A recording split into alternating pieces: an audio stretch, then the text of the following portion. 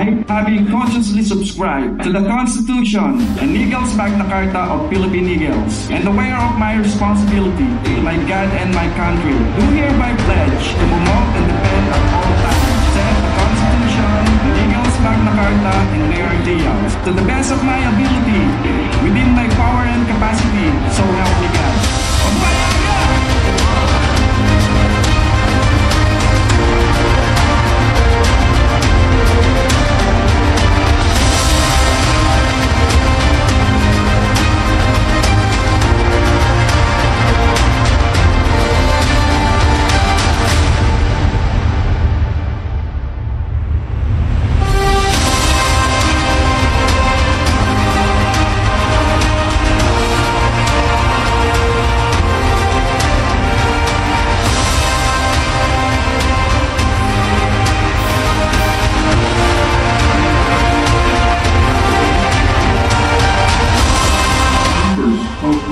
International Eagles Club, by giving certain grant that has been bestowed upon your club, I hereby declare that your club is now formally affiliated to the Fraternal Order of Eagles, Eagles Incorporated, effective February 26, 2024.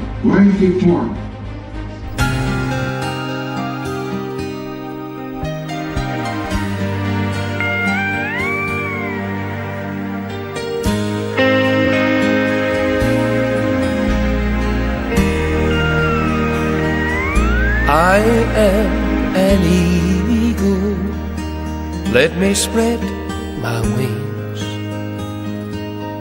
across this wondrous land and stand for all good things, for strength and hope, integrity.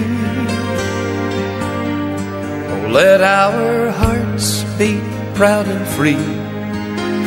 Take my hand and come with me where eagles fly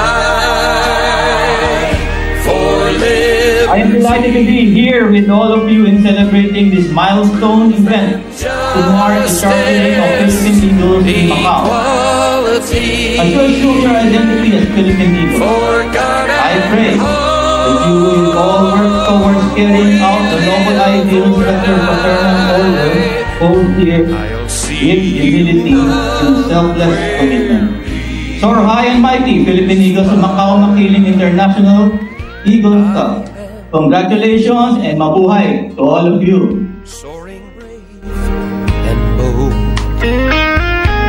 commitment to the things we do with heart and soul, to make this world a better place to be. And when the storms of life are raging, let me help mankind to see I am an Fraternal Order of Eagles, Philippine Eagles Incorporated, Eagle Year 2024. Chartered President, Macau Makiling International Eagles Club, I hereby declare that this Lord, let me live my life to give, show the world I care. Oh, my friends,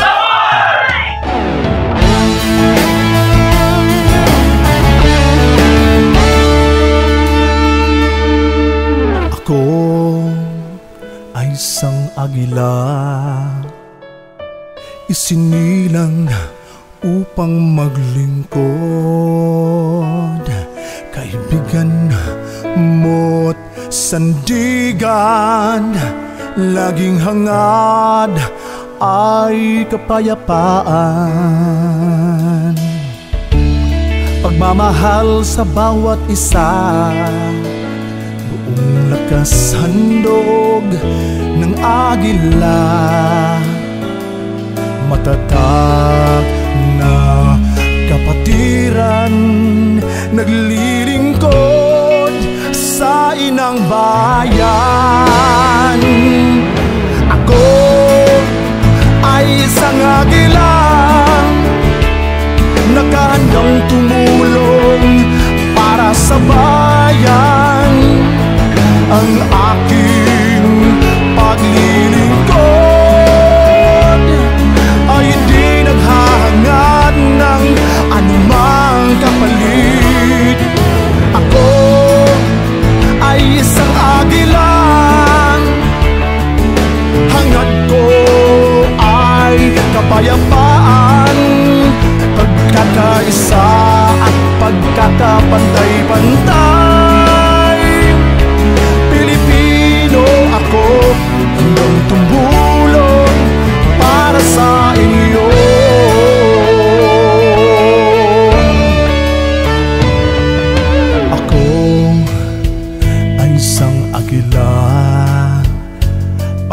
sa Diyos at para sa bayan.